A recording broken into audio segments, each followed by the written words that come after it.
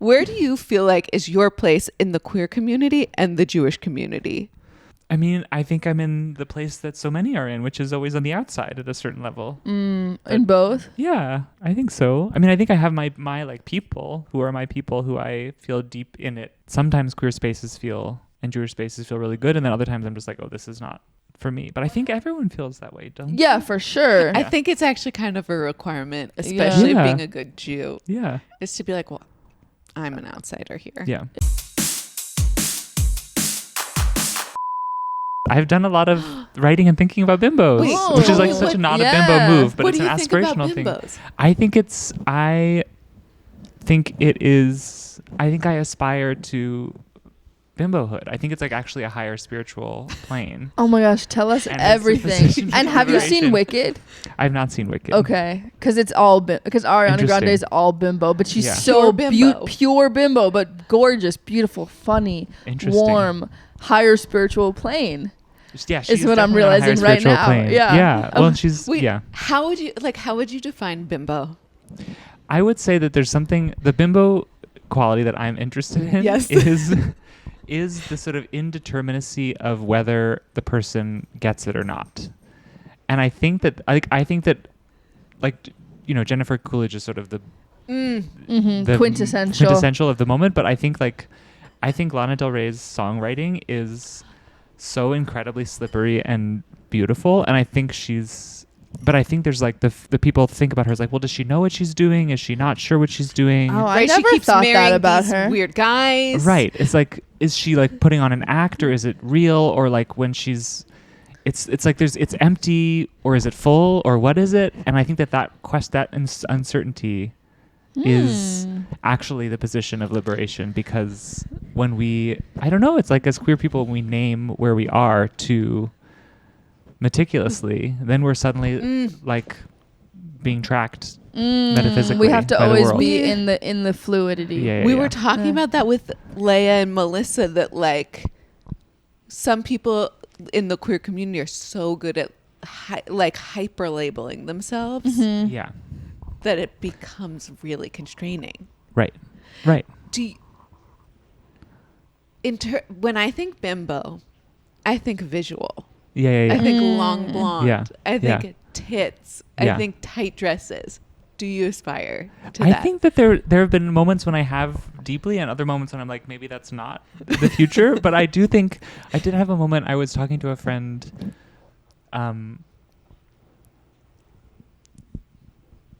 Yeah, when I had a revelation that I was like, oh, I think I do want a child and I do want big tits. And I think that I'm not sure how I feel about that now. That was a moment of clarity that happened in 2023 or something. But I love how those two go together. I do want a child and I do want big tits. Welcome to Yenta, everybody. Welcome to The Yenta. podcast that's sometimes about comedy, sometimes about Judaism, and always about gossip. Today on the podcast, we have Agnes Borinsky. Big tits and big chill child. Huge tits, huge parent energy. And Agnes is an amazing playwright. And wait, cut. I'm pulling up our opener. You usually do the bio, and I'm waiting for you, Antonia. I was just gonna start. I was gonna go into it. Opener. Shit. And I'm sick, listeners. Can you hear? Agnes, you don't know me, but my I've listened to your voice before. My I can voice is hear it a not little usually bit. this Yeah. nasally. Yeah. It's extra How are you nasally feeling? today. I'm not. Wait, what'd you ask? How are you feeling? I'm okay. It's just like a little silly Okay. cold. Enough schmoozing. Okay. Welcome to Yenta. Welcome to Yenta. This is the podcast that's sometimes about Judaism, sometimes about comedy, sometimes about queerness, always about gossip. If you're here, you love us. So go to patreon.com/Yenta to see all of the juicy gossip that is literally so juicy it would ruin our careers. Today we have Agnes Borinsky. Yes. Iconic bimbo. Big titty bimbo. Agnes, I'm blushing. Agnes is in a Jewish fellowship with me called the Mandel Fellowship, which is for the best Jewish artists in the entire world. It's very prestigious. It is actually very prestigious. I know. I'm not being sarcastic. Yeah, and they're going to Berlin. That's the prestigious Wait, part. are you going there instead of Israel? Yep. That's so good. That's so good. I forgot about that. Okay. No. Okay, sorry. We're not talking about that. A lot to unpack there. Okay, go. So Agnes is like, you're kind of a big deal playwright.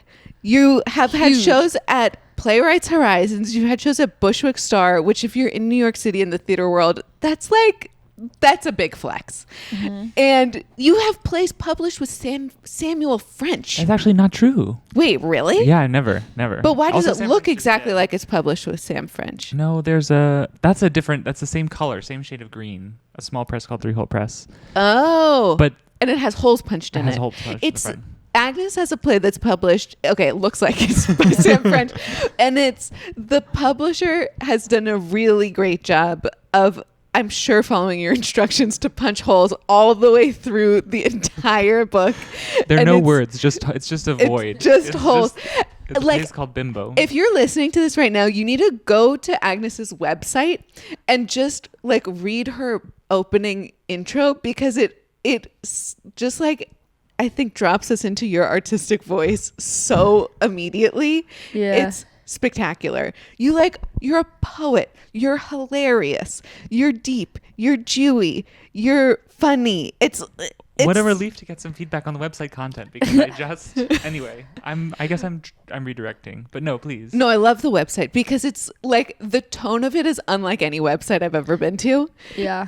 Right? Yeah, in the best way. In the best way. And the websites layout are so boring. The layout is also so different and so aggressive. Like, it's just boom, words, they're big, and you have to read through all of them before you get to anything else. I was like, where's her bio? Why can't I just find the fucking bio?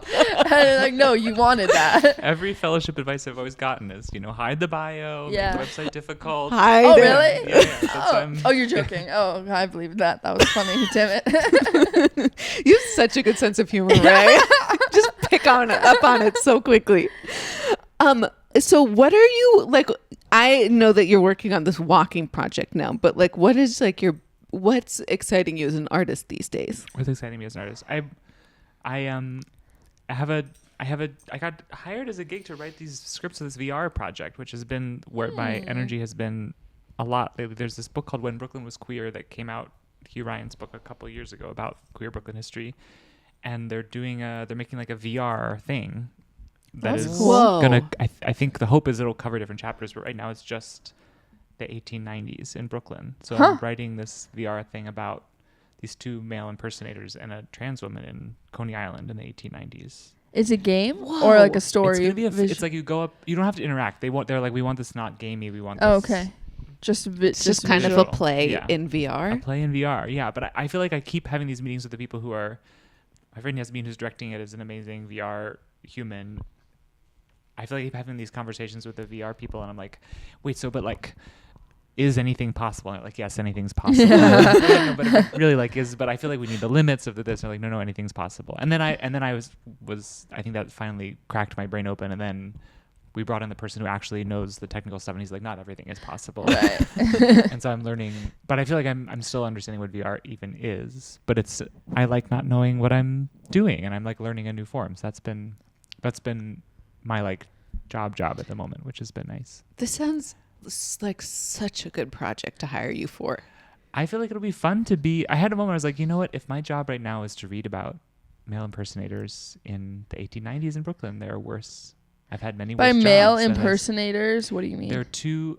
They that was the word they would have used. We decided that one of them, we're sort of fictionalizing it. One of them was a trans guy, and one was like a butch queer woman, and but they're based on these two actresses who are actually quite famous in their day as like playing men on stage, and the advertising would be like, well, ladies beware, you're going to come into the theater and fall in love with so and so, and they really they toured Europe. They were quite successful. There was like one of them, there was cigarette packets you would get like trading cards with her picture on them, And wow. so it sort of is like there was this moment when queerness got named and stigmatized in a certain way, and this is like a little before that. Like it was sort of theater people were a little bit like a little trashy maybe, but like you could talk about it. People knew that there were queer people around. So it's a cool It wasn't moment. queer. It was just like showy. It was the first. It was like art. show people. Yeah. And was it like the same for like male impersonation and female impersonation? I think we're different, and that's where it's sort of there's like less documentation. There's this woman, Loop the Loop, who is this trans woman who I think was mostly a sex worker, who we know about because this doctor brought her in and did a piece about this person who's like dresses as a woman and the doctor like is so stressed about this person's identity and is so confused. Like she seems to have a boyfriend and he seems perfectly normal and healthy and like deeply in love with her. What? That's insane. But then there's these moments where, and so you read this article, it's a medical article that's so gross and full of these like intrusive photos, but it's also so exciting. You get to Loop the Loop was her name. Yeah. She lived on Coney Island. But at one point she's like, well, yes, doctor. And then I was pregnant, but the baby wouldn't come out. And the doctor's like, she seems to be deluded into thinking that she had gotten pregnant, although I have not found any sign of a uterus inside this person's body. And it's like, the doctor doesn't get, like, she's just trolling him. She's just trolling him. And so you can sort of feel that Loop energy from her. And it's nice to like get those gusts from, but there isn't that much. There were female impersonators, but it's like the trans femme identity is less visible, I think, in that time, or less well documented than. Like I'm so sad that she had to go through so much intrusive medical documentation, but I'm so glad that there's a record of it. Mm-hmm. Yeah.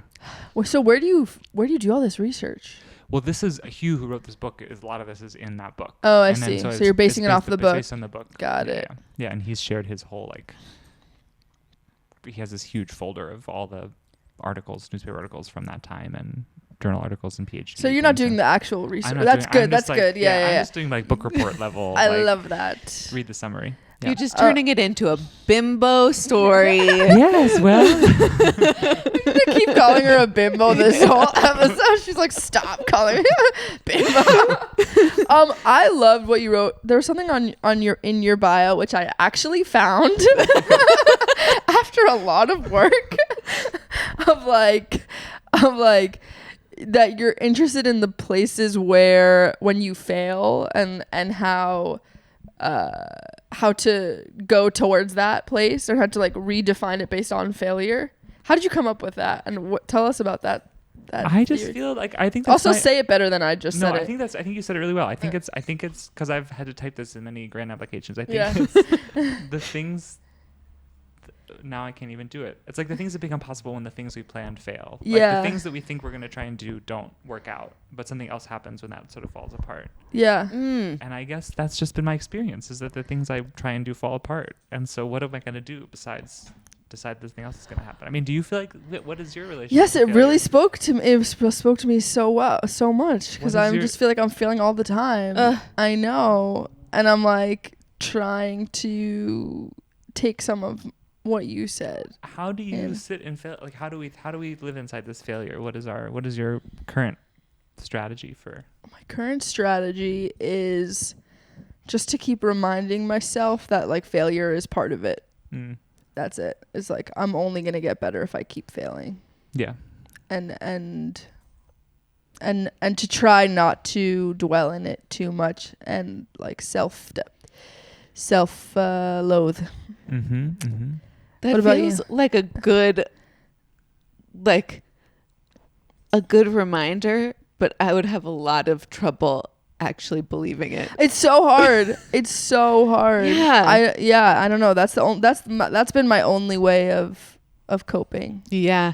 But I'm interested in your coping mechanisms for failure. Me? Do you fail, Antonia? Yeah. That's the problem, is maybe you don't. Yeah, I don't think you do. You crush every show I've seen you at. I am really good. I think I'm just really good at spinning failure. Like it's second nature to me to just spin a failure into a success at this point. So I'm really good at pitching it Yeah. as a success when it's possible someone else might pitch it as a failure. Yeah. But I'm good at spin, I think, both to other people and to myself. So that's your coping. Yeah, You probably. I mean, you're calling it spin, but I feel like that's just like there's something sort of very zen about that. It's just like a perception shift or whatever. Yeah, you know? it's like it's reframing. Reframing. Yeah. Reframing. Yeah. What about you? But But at the about same time, you? I guess I'm also, I mean, I feel like lately I've just been trying to remember, like, God willing, I make it to 85. Like, I want to still be doing what I'm doing. So, like, how do I just remember the bigger picture of the arc of whatever I'm, like, I've got to have a better relationship with my own making than it doesn't, the other stuff is going to come and go. And as long as I'm in relationship to my making, I feel like what's going to keep me going when I'm 85. Relationship to your making, as in the things that you are making. Yeah, and just Okay. like to making and being a person. But I feel like I do think there's a danger of like my attitude towards this. I sometimes feel like I don't know. As a friend said to me recently, it's like, yes, but we deserve to be safe. We deserve to have like nice. Like I think there's the danger when you sort of like get all excited about failure is that you don't trust yourself to really want things that are specific or big or whatever. And I think it's important to want those things too, even as you know that they're gonna come crashing down sometime. What do you want? What's your dream? That's maybe the secret that I'll have to get into. Like I don't know. That's the question. Secret. I think this question of like knowing what you want is a hard thing. What's a failure? I want to know from both of you. Like, what's a failure that you've found this philosophy through? Like a juicy failure. Okay, like give us like a good failure. A juicy failure. I mean, so many. I feel like where to begin just yesterday. But I think that I think the thing that this was one that I spent a lot of. I actually feel a little bit far from this. There was a time when this felt very heated, but I think I feel kind of far from it now. Is the show that I made at Playwrights 2 years ago now, I guess, in the spring. I was like a beautiful experience making. I was really proud of what we made. It was like an amazing group of collaborators, and we got a few really nice reviews and some really bad reviews. And sort of like on the scale of how nonprofit theater works, the show like didn't extend, and we got, so sort of it was a failure of a show in that regard. Yeah. And it was a funny mix of like some people leaving the theater in the middle of the show because they didn't want to be there, and other people coming back and seeing it twice and 3 times. Like it was just like a funny thing. Whoa. And I think that so that was just like I don't know, and then you like, how do you sit with the hurt of that, of people feeling like they're seeing a show as sort of, I mean, this is maybe the bimbo danger of like seeing something as totally flippant, which was actually quite heartfelt, or seeing something as thin, which was actually, I think, thick, or like depths and surfaces and that kind of thing. So I think that sitting with how to like give myself time to feel sad about that, and also like I think I went into like a very protective mother bear mode of just like wanting to protect my collaborators in the show and the actors and help them feel the energy of people's wind in the sails behind them. And then I was also sad about it, Yeah. and I think that but again, I think that like long distance, like long term thing is just like, do I feel different? Like, how would I have done this differently? Do I like not believe in this piece of work? No, I'm just going to keep going. Like, I just don't, I'm not stopping doing what I'm doing. Mm-hmm. You wanted to change the topic. Yeah, but before I got to my failure. But it's just because there are a million juicy things to talk about with you. Fine. One of which is that we go to the same synagogue, and every time I see you there and get to sit next to you, then I get to spend the entire service talking shit with you, and that's one of my favorite activities. And so I just wanted to hear about I'm so curious to know about your relationship to the theater of a Jewish service as a playwright. So much to say. So much to say. I also am curious to hear, I want to hear y'all's reactions to this as comedians and performers too. I feel like this is my big feeling about, I think about the story you told me about the rabbi who wanted people to stop talking in the back of services and then regretted it, which I think is an amazing story and a deep theological truth. I don't know. Which That made one. It's like a Hasidic story about like rabbis like stop talking and then the town falls apart. And so he's Oh, like, really? actually talk to each other. Ignore me. That's so funny. So I love that about Jewish services that people talk and that there's some sort of level of chaos. I also think that I have strong feelings about, I think of as affective coercion. Like I feel like we've all been to services where I feel a little bit sometimes like I'm in a kindergarten classroom and I'm being shepherded along through like a very meticulously crafted path, and we're going to feel this in this moment, and then we're going to feel soft in this moment, and then we're going to feel like deep in this moment, and then we're going to sing a song together, and then we're going to go out into the world and we're going to feel like we're walking on clouds. And I'm like, I just don't want to be told what to feel in that way. And I think I like a service that is a little bit more hard knock in its like, we're going to be no nonsense about this, and there are going to be some people who are going to really feeling themselves and some people who are going to be talking in the back, and you're going to feel grumpy and you're going to feel annoyed and you're going to be complaining about the rabbi, and then you're going to be so moved by something they say, and then you're going to be blah, blah, blah. And it's just like there's a little bit more like permission to feel what we want to feel in those moments, and it feels a little bit less precarious somehow. Like I just feel like if our spiritual lives have to be this like tiptoeing on a cloud down the like along the path of the kindergarten class rug, then like how are we going to deal with being people in the world? And I think that is such a good answer. So what do you think about the theater of synagogue life as... Well, you've articulated something that I've been struggling to articulate, which is the sense of manipulation that sucks sometimes. And that it's a little bit like an Orthodox service is very college course. Do you think Orthodox services are like that? No. Right. They're not like, not at all. So I was like, I don't know what you guys are talking about, really. Yeah. I mean, like the Reform conservative non-denominational world is like, there's all this like room to do more stuff with There's our more services. pageantry. When I went to Nefesh for Yom Kippur, it was like, were you there? No, you did. I was like, literally, it was a show. It was like a lot. It was a stage, and they were like performing services at us. Yeah. But Nick Kroll was there, so that was cool.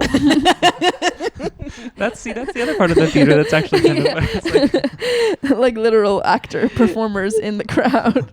Yeah, it is like there's a show element, and like an Orthodox service, like if Reform has that sort of like elementary school energy where they don't totally trust you to go off on your own. Orthodox is very college, where they're like college professors do not give a shit if they're good teachers. Right. You know, they're just like, I have good information to give you, and you've got to put up with however I'm going to teach it to you. Yeah. Also, that all the men are like frat bros in Orthodox world. So it parallels. Yeah. And so it's like there's almost feels like there's no consideration for experience. It's all you just do your own thing. We trust you. Just do it. And that also doesn't feel good to me because I actually would like a little more sculpting. And I love the idea of the Reform service being so sculpted if there were better artists doing that sculpting. Because right now it feels like people with the aesthetic of kindergarten teachers are leading the experience. And I want you. How do we feel about this the interaction of this with queerness and like the sort of like queer spaces and their affective choreography? You go first. Yeah, can you go first? I feel like you have something to say on this. Don't make us do it. I feel like there's something. I've like gone to shows where like a performance where it's like the show's happening and then it'll be like, and now we're all gonna get up and have a dance party, and it's like I'm not ready to have it. I didn't, like it's sort of like, yes. There's something about like this idea that we can all move together in the same way towards some moment of joy, and that if we don't feel like we want to be in that moment of joy, it means we're not liberated in the same way as everyone else. I guess I'm coming off as a real crank, but I feel like do it. But it's the same thing of like sadness. That's what too. Yenta is. But like I think that there's something about, I don't know. I guess I'm also thinking, I had a teacher once who came up in like a what is the word? Like speaking in tongues, Pentecostal Yes. community. and then became a queer theorist and was like, I actually think queer community and Pentecostal community are very similar, and that we just like love being overtaken by something. Ooh. And so I'm curious about this, like where on the Orthodox to Reform spectrum is your queerness Reform? Is your queerness question. Orthodox? Is your queerness like... Yeah, because queerness Yeah. is a religion. Yeah. Yeah. My God, that's such a good question. Are we- I don't have answers off the top, but I have associations. Okay, which are please. like, this is really, in some ways, this is sort of like a critique of event planning. Do you know what I mean? Like, Because I'm shul sort of- services are just big a little events. bit, a little bit. Like, I'm Hire sure a better wedding planner. it's Event a bit. planner. It's like event planning and theater critiquing as well. Do you know what I mean? Like, I do know what services you mean. are kind of theater, and queerness and queer events, if that's what we're talking about, borrow so much from the theater world. Like, queerness and theater is so connected, religion and theater. and religion and theater are so and connected. religion and queerness. And everything is theater. Everything is, yeah. My like first association is thinking about how overstimulated I get at pride parades, and how that I've long felt inferior for not wanting to participate in this seminal ritual of queerness because I get really overstimulated and it's too noisy. There are too many people. And How do you feel about not pride? fun? parade? And that feels like it's on the same spectrum. I get kind of overwhelmed too. Yeah. How do you feel? Oh, I love it. Yeah. I feel like that's like the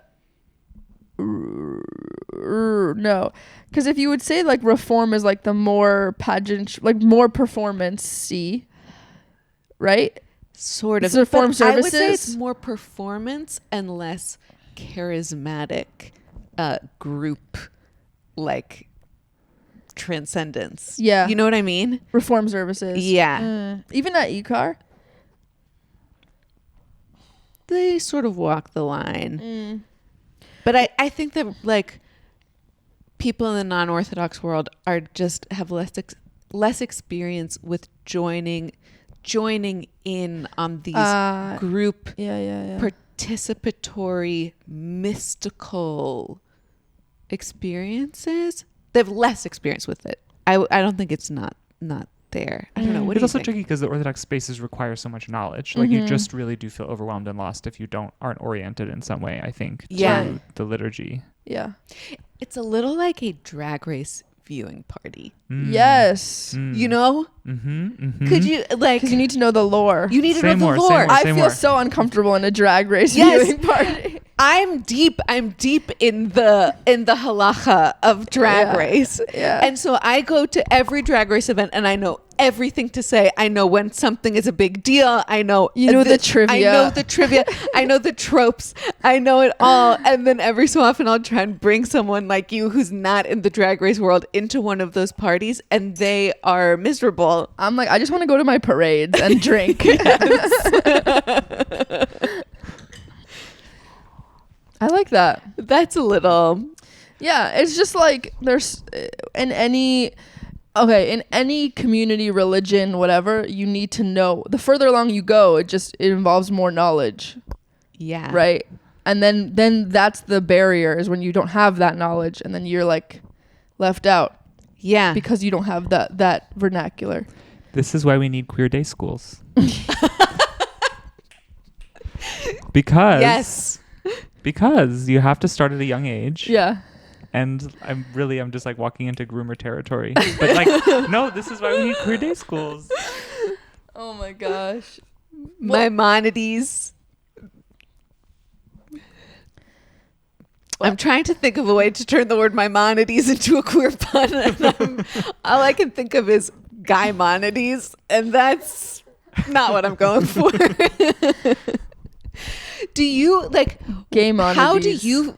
where do you feel like is your place in the queer community and the Jewish community?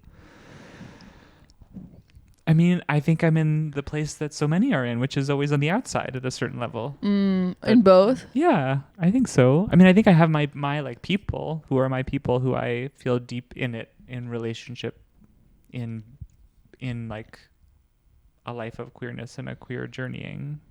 And sometimes queer spaces feel, and Jewish spaces feel really good. And then other times I'm just like, oh, this is not for me. But When I think have you everyone feels that way, don't Yeah, you? for sure. I think it's actually kind of a requirement, especially Yeah. being a good Jew, Yeah. is to be like, well, I'm an outsider here. Yeah. Yeah. Yeah. When's a time where you felt on the outside of the Jewish community and the queer community?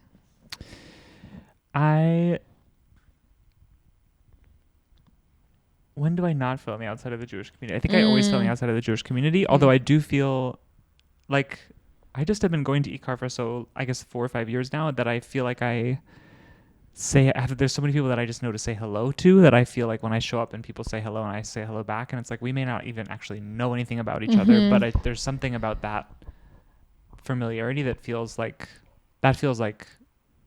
I'm seen here. I'm like, and that feels You're on the good. in. Yeah. Yeah. But I also don't feel like, and maybe this is not what belonging is supposed to be, but I don't feel like alignment with everybody's realities. But that's also what any space is like. I don't want to be only in spaces where I'm aligned with everybody's realities.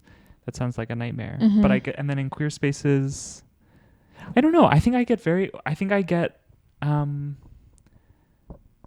get overwhelmed in some queer spaces. I mean, my partner of many years was a drag performer and was very involved in nightlife in Bushwick. And so I remember going to spaces with him and really liking being there, and also feeling like I always just felt like I was just very quiet in the corner, but I loved being there. And House of Yes? There, all over. Yeah. I love that. Yeah. That's so cool. What kind of Jewishness did you grow up with? I grew up in a totally non-observant household with one half of the family like culturally Jewish going back, the other half Catholic. But then my sister and I went to a Jewish day school, conservative Jewish day school, Schechter School, through 8th grade, and then I went to public high school. Oh. So You went to Schechter? Yeah. Wow. Yeah. What made your parents send you there? I think they were like, we think our kids should have a spiritual education of some kind, and it's like, let's pick a religion. That's pretty Jewy. Let's pick a religion. Spin the wheel. Any of them. Go. Jainism. Yeah. That's pretty Jewy. Yeah. Right? But I'm remembering because your parents became more Orthodox, but before you were born. Is that right? Yes. Okay. Yes. So you grew up. I grew up Orthodox. Okay. But like Schechter, wasn't that Orthodox or conservative? Conservative. Oh, okay, fine. But like I remember, Schechter was on the outskirts of my world, like real outskirts. Like, oh, they went to Schechter. Like they talked to boys. Like that's Yeah. They're in school with boys. Whoa. Insane. Crazy. And yeah, so I went to like an all girls Orthodox Jewish everything. How was that? Great. I loved it. No trauma at all.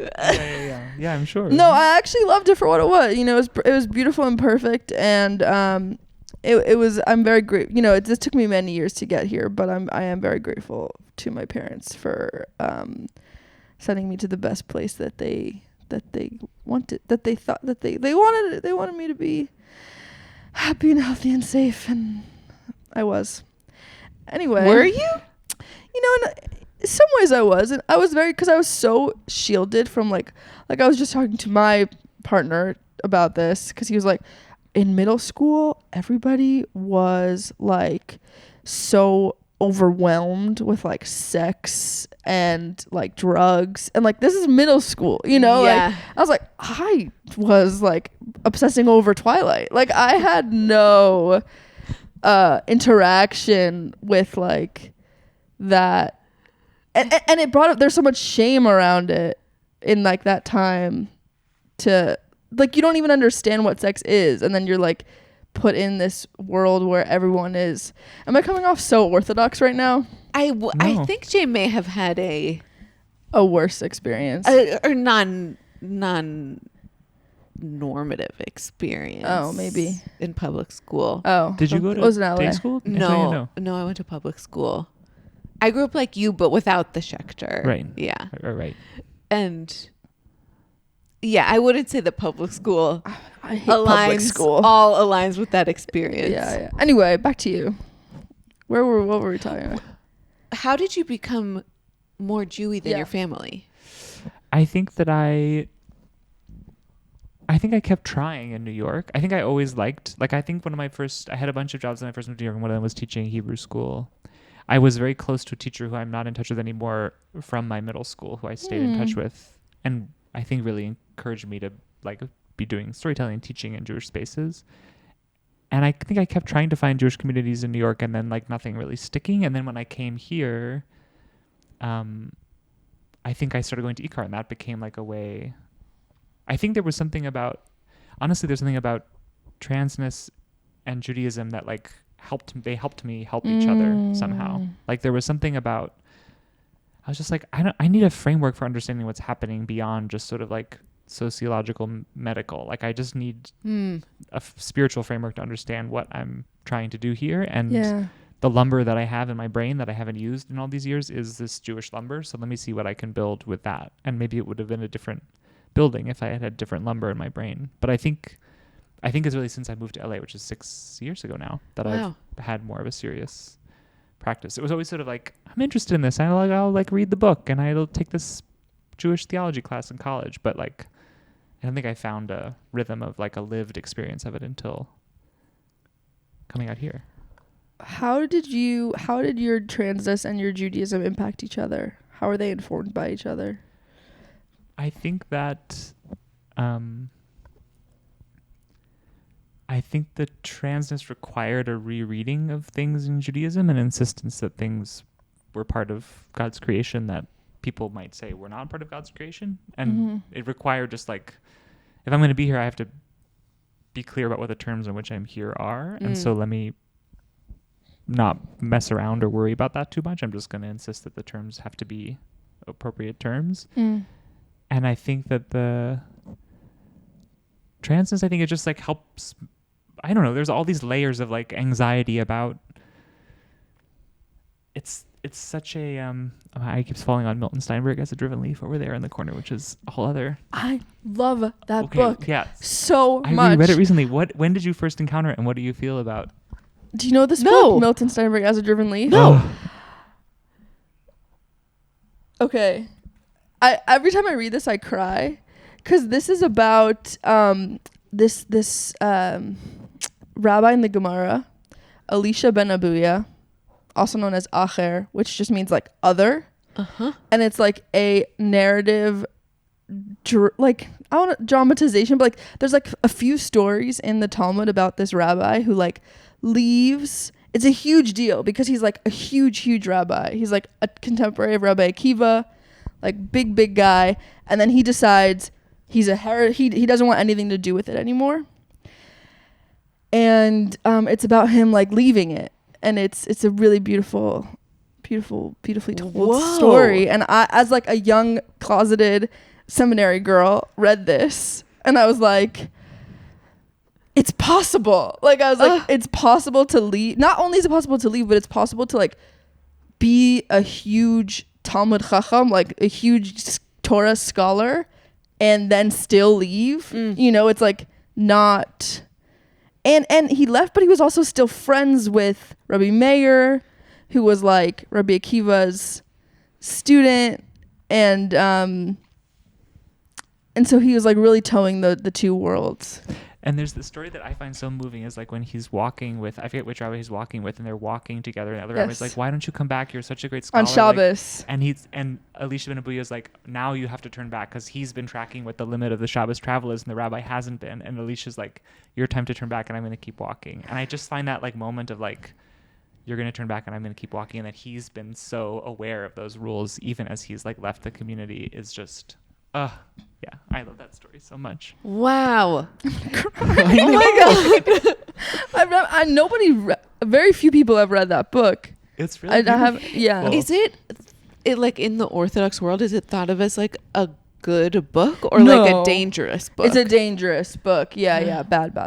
I think he was a conservative rabbi, right? Milton Steinberg? Oh, yeah. But I think but so. not an Orthodox one. Or maybe he like was Orthodox and then became conservative. I'm not sure. But yeah, like we don't even say his, like we call him Acher, like the other. Like, you can't even say his name because he was like so, it's like Jesus. This really reminds me of how like queerness loves taking hated characters and like Vashti, like reclaiming them. Ursula, reclaiming them, redeeming because we know them. what it's like to be hated. Yeah, and like and the narratives that people say about you, like because they don't like you, and how that they're not always true. Yeah. But I think the secret is that like he's still in the Gemara because he's still in the Gemara. Like he is part of the tradition. Yeah. And I think that's where I feel like the queer take on things is not a revisionist take. It's actually an honest take of what this literary spiritual tradition is. It's like he's not, if he really were out of it, he would not be in the story anymore. But he is in the story because he's important and because there's like the person who fulfills that role is an important part of the universe that is being built by this tradition. Right, like what's more Jewish than saying like, if it's in there, there's something to learn from it. Yeah. And he's in there. He's in there. Wow, this is so beautiful. I'm so glad that you feel that way about that book. Yeah, I'm not crying. Yeah. Really, I feel off today, you guys. What's going on? I just feel like a little sick and tired. So yeah. And that book is so nice. Okay. So you caught them in their most vulnerable state. I know. Have you seen Transparent the musical? I have seen Transparent the musical. Sorry, listeners, we just had a moment of Yenta that was too juicy to tell you. It's so sad. Let's do like a quick matzah minute. Oh yeah, how long on time? Oh wow. Okay. Okay, in this game, we ask you a question and you either have to answer it or eat a piece of matzah. Do we have matzah? Yes. And we have matzah. You can digest matzah, right? Matzah? Old. We're coming at you in almost December, which means it's been at least 7 or 8 months. You can hear the crinkle. That's how you know it's real. Okay. Question number 1. Have you ever thought about going to rabbinical school? I have. It was always clear to me the answer was no. Why? Because that's not for me. Why? It's not for me. Matzah minute. All right. Okay, what's the hottest goss from the fellowship that we're doing together that you can share? Well, there are a lot of new baby. I mean, I'm thinking babies. That's not hot there goss. Was just a baby. There was about to be another baby. That someone had a baby? Yeah. Agnes. Okay, define gossip. I'm buying time. A baby? You post about that on Instagram. Oh my God. The publicly, very public thing of being pregnant and then having a baby. Something people wouldn't share. Yeah. I feel like I'm out of the loop of all these things. Yeah. People don't tell me secrets. Yeah, other than our big fight about Israel. Oh yeah. Well, should we do that? Should we talk about that, Yenta? Should we talk about that? Yes. How much has Yenta gone into? Very little. Okay. No, we're not like in deep, but I think we've talked. I got like a lot of hate on the internet for something that I posted about Israel, and we talked about that a lot. Yeah. And so we have talked about it. We also, I think I was in reaction to the mandate that all Jews need to publicly talk about Israel as much as possible. And in reaction, I was like, well, I'm absolutely not going to do that. Yeah. And you don't have to do that. But we could cover, I think, the Mandel Israel thing. So we talk about the effects of Israel on us more than like the act. We're not going into like, oh, in 1967 these borders, you know what I mean? Right. Yeah. Is that a fair? Yeah. Do you want to talk about it? No, I mean, I'm always happy to talk about it. Yeah. I think right. So this trip that was going to happen to Israel Palestine did not happen, and there was much discussion within the cohort about Antonia told me. Yes. Yeah. And I think that it was ultimately a decision that was like just like seemed logistically not correct to have happen. I think the group has talked about. I don't know. I feel like the group has had conversations about Israel. I still feel like, I don't know. This is real talk. Like I have like some really dear friends and collaborators who have lived in Lebanon, and like there was a time when I was making there was a couple months when I was in residence in this arts center in a particular neighborhood in Beirut that was one of the neighborhoods that was just bombed by Israel. Really? So I mean, Beirut, huge city. Huge city, like the main one. So I just feel like there's something that I feel like there's something that feels I feel like there's like the ways in which we've talked about like Israel Palestine and its impact on Jewish community, and also there's still like a fear to talk about the impact of and the assumption that like the impact of Israel's deranged behavior on Gaza and Lebanon and beyond is like not affecting people in the Jewish community feels like part of the frustration. So I don't know. That we can't talk about it. Yeah. Yeah. I mean, people definitely talk about it. I think you don't really see people. I think you see, and please, come tell me if I'm wrong on this, but I feel like you see people who are on either extremes on both sides talking about it a lot. Yeah. And you don't see a lot of people that are nuanced somewhere, kind of like being able to have a multiple perspectives conversation talking about it a lot. And I think that's because the loud people silence the people that do you disagree with me? No, I think there is a lot of, I mean, I got on social media because I just like needed to be off of that world. But I also feel like I feel leery of the ways in which I feel like that word complexity has been used as a way of avoiding conversation. Yeah. Like I feel like complexity has become a dirty word in a lot of ways. Nuance has become a dirty word. Is there a better way to phrase it? You think you're good with words? I guess what I'm saying is I think that like I don't know, when we go to IKAR and they talk about like we hold all lives to be sacred and we grieve the loss of like Palestinian lives and Israeli lives and Lebanese lives and Druze lives. I think yes, and also it feels like at a certain point we're not talking about power, that Israel is a country with access to nuclear weapons and billions of dollars from the US and is in control of these other territories. I feel like Sharon Brous talks about it.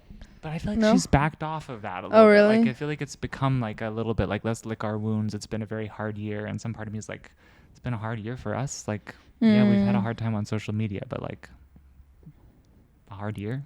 You know what I mean? I don't know. I guess I feel like maybe we'll cut all this because it's too heavy. But I feel like it's. I like all of this. I want to keep it in. If you're okay. I guess I think. No.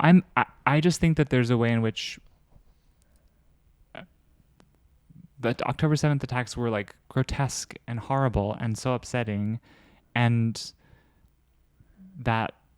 also Israel is in a position of power that is just like there's not an equivalency in terms of how, and I just think that it's the derangement of Netanyahu, but also just like the structure of a colonial power. And I think that it's possible to have complexity in a conversation while also still just like, I don't know, I worry sometimes when we say like, let's be complex, that it means we just sort of say like, well, we can't really say it's complicated. Let's not make a call about what's right and what's wrong. I don't know.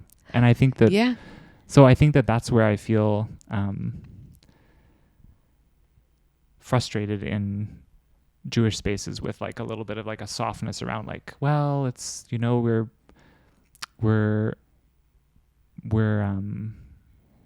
mourning for our family and we mourn for all people. And it's like, okay, but also, what are we going to do about it? What are we going to do about it? That's been my biggest frustration, is that I feel like I keep asking people, so what do we do about it? Like, because I'm really confused and really trying to figure that out. And I feel like even the people who come in demanding this sort of philosophical purity on the subject still don't have answers for, so what do we do about it? Yeah. And And it's become this vocabulary war of we disagree on what Israel means. We disagree on what Zionism means. We disagree on what nuance means. A vocabulary war is such a great term. Right? Yeah. And that's why we can't talk to each other, because we have different definitions of everything. Really, in America, changing the focus from being on Israel and Palestine to being on our experience. And that's because this is the only part of it I understand. I understand about what to do about our experience. I do not understand what to do about Israel and Palestine, because it feels like we're dealing with systems of power that are so beyond my knowledge base. Yeah. Did something happen? No. Oh, great. But I think that's okay. I don't think we all have to be geopolitical experts in one of the oldest conflicts ever. I agree. But I think we all kind of want to be, because we're all devastated. It's like we're all seeing something we're devastated about. Yeah. And we really want to do something that ensures more safety and good lives for more people.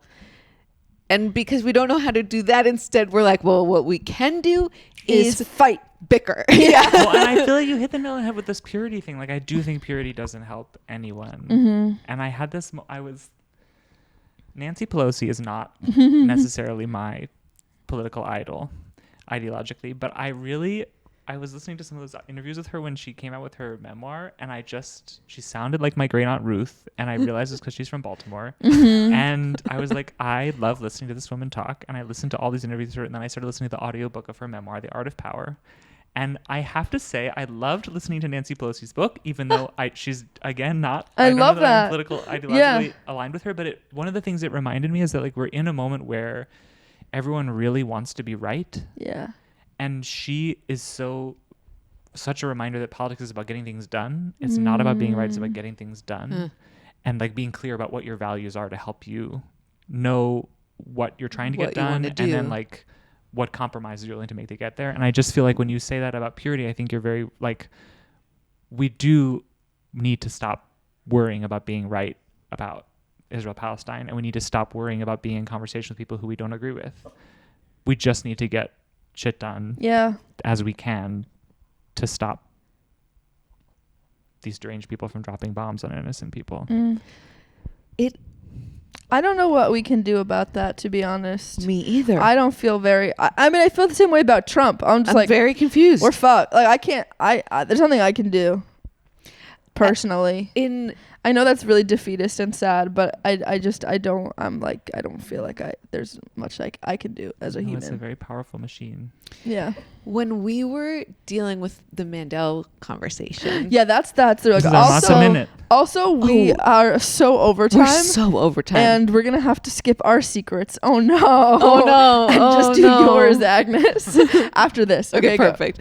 Well, just like to give listeners some context on what happened was like you said, they wanted to take us to Israel, Palestine. That was like part of the original. That was before October 7th. Yeah. This was part of the fellowship that they actually told us even when we were applying. And I have to admit, I was always a little iffy about it, but I always thought, well, this is a lot of money, so I'll make it work. Yeah. You know, to be brutally honest. And then October 7th happened right before we even started meeting as a cohort. And so it then became this immediate like focus. And we had a trip to New Orleans that was supposed to be really about other stuff and ended up entirely becoming about, should we go to Israel? And we sort of self-facilitated the conversations. And I'm a huge fan of everybody in this cohort. They picked like excellent people who I really want to hang out with all the time. We didn't do a good job of these conversations, in my opinion. I think there were some people who were demanding some level of purity. Then there were some people who felt extremely isolated from those demands because we do have dissension in the group. And And then there were also a lot of people who wanted to have conversations sort of beyond these purity demands and didn't feel like they could, and so then just kind of shut up. And it's like a microcosm. It was a real microcosm, but it's all Jews. Yep. Right. And then ultimately the conversation kind of, it became this enormous list of amazing questions of like, so if we went to Israel, who would we meet with? So do they want us to come to Israel? So what is the impact of a group of American artists going to Israel at this time? Like on Israeli artists, on Palestinian artists? What are their feelings about all of this? What's the safety level? What is like our impact? Like what's our relationship to the BDS guidelines? What's our like our relationship to like Zionist goals? Like what it was this amazing list of questions. Absolutely zero of them got answered because they basically decided, you know what, it's just not definitely safe enough that we can take you to Israel. And we're going to reroute and take you to Berlin, which in Jewish history is just an iconic move to be like, you know what's safer option, Berlin. That is actually Jews have always had a home in Germany. Yeah. Jews have always had a home in Germany. And so it was in my perspective, I think we all a lot of people remained friends. I think some people have distanced themselves from the cohort after this. And is this your read as well? It's really interesting. I think I see exactly what you're saying, and I don't know if I would say it the same way, but I see exactly what you're saying. Yeah. I'm maybe a little harsh about this because I thought it was an amazing opportunity for us to figure out something really good. And I actually still think that we could. And I think that we should bring in a really good facilitator and actually try and sort this out. Now that there isn't the question of should we go to Israel, now we're actually the perfect group of Jews to figure out how to talk to each other about Israel because there's not this like threat. Should we go to Auschwitz? The safest place. Well, it's nuanced, Agnes. Yeah. Okay. It's fair. I don't know. What do you think about my read on it? I think your read is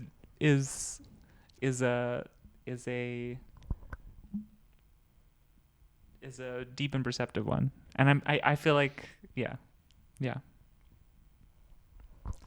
What's your take? My take is I don't know what my take is. I just like that group of people. I'm just excited to see everybody again. Me too. Yeah. We've sort of reached this like family status where I think we're sort of like, we're a great family. We're not great at talking about Israel. As most families are. As most families aren't. But still people are good at hanging out with each other. Really good. Yeah. Really good. Yeah. And maybe we'll figure out how to talk about Israel. Maybe we won't. But I think that's okay too. Like sometimes, you don't have to talk about it. And you can still remember that there's parts of each other that you like outside of your opinions on this issue. Definitely. And the purity version would be like, I don't like your opinion on this, so I am not going to be around you. Definitely. And we were even saying this before the podcast that like having the skill of not liking your friends' opinions and then still wanting to be friends with them is I just think a deeply spiritual calling that the entire world needs to get better at. Yeah.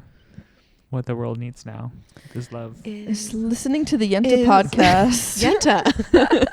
Okay. Speaking of Yenta secrets, Agnes, what do you got for us? Well, I had to get a lot. I talked to my friend Claire this morning for some advice about what secrets to tell. Just don't touch this part of the mic. That's the part that makes sounds? Yeah. Thank you. And at first I was like, I don't think I have any secrets. And then Claire was reminding me she was like, you could talk about the time you shot a cop and buried him in the back of the school in 2012. Funny. She was telling me about. Wow, that sounds. But I've talked about that to people. Yeah, I've heard about that so much. I think the secret I'm going to share is, so there's this. This writer critic person named Leon Yushi who this is like so nerdy. I think you know this I story. do know this. This writer critic named Leon It's Yushi. the best story. I really love so like much to say about him. I mean, I like a lot of his stuff isn't published. It's all these sort of zines and things, and a lot of it was published in like newspapers in New York in the 90s. But there are some YouTube videos that you can find. And he was sort of like past his prime a little bit when I first moved to New York. There was like a stretch where I reached out to him, and I had like coffee with him a little bit, and there was like I was also like in my early 20s, and there was this strange dynamic that I had with a lot of these like older queer figures where I sort of wanted to be in their worlds, and there was like a neurotic dimension of like, do you sleep with this person as sort of like a trade for being welcome and so on. And What?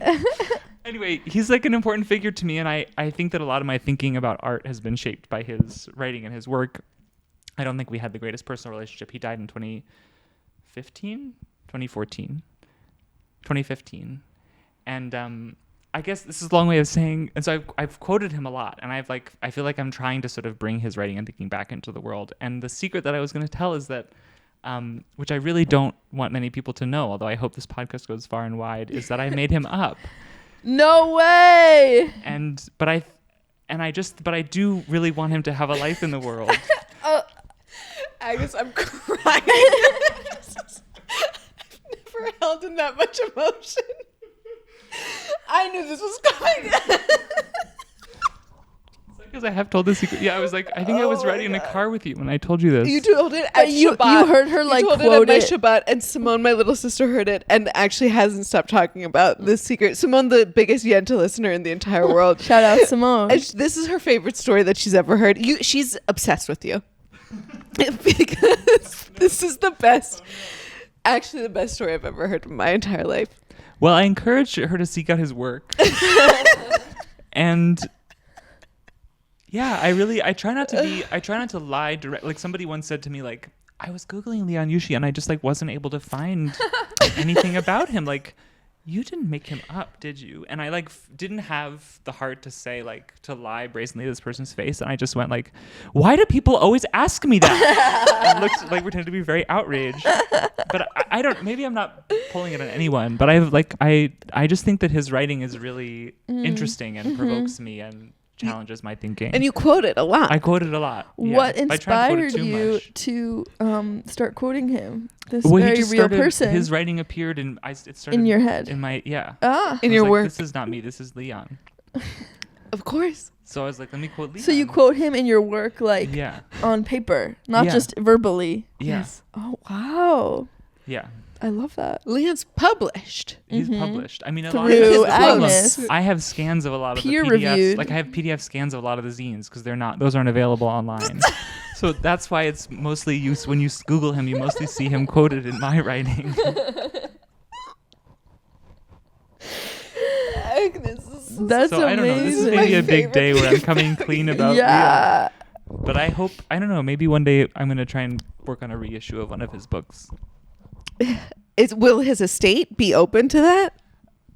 I think so. I have a pretty good relationship with them. Give That's us great. one of your favorite quotes. Oh, I don't know if I can quote him off the top of my head, but he Mm. just, there's one YouTube video where he talks about, I'm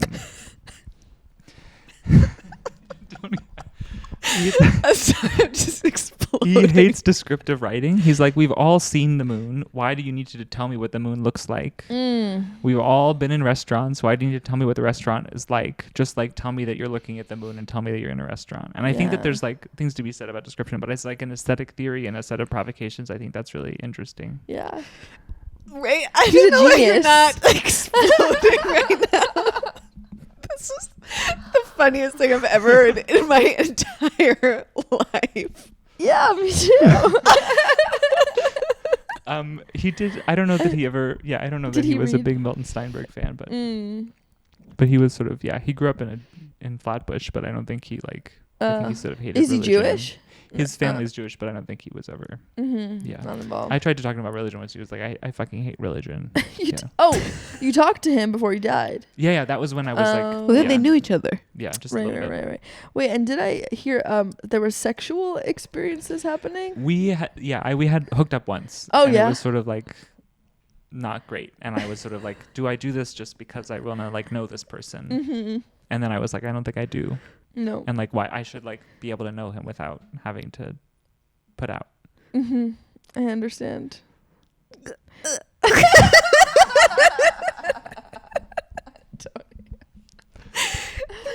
I think I don't realize the gravity of the quoting. Yeah, I think you don't. And I'm acknowledging it. And I don't. But like, how long did she quote him before you found out that he was fake? I found out within the same hour. Oh, okay.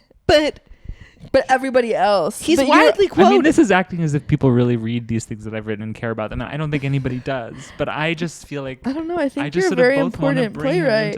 I want to bring him into the world as a voice. Yes. And I also want to insist that this is how the world works: is that sometimes people are real and sometimes they're not real, but they are real.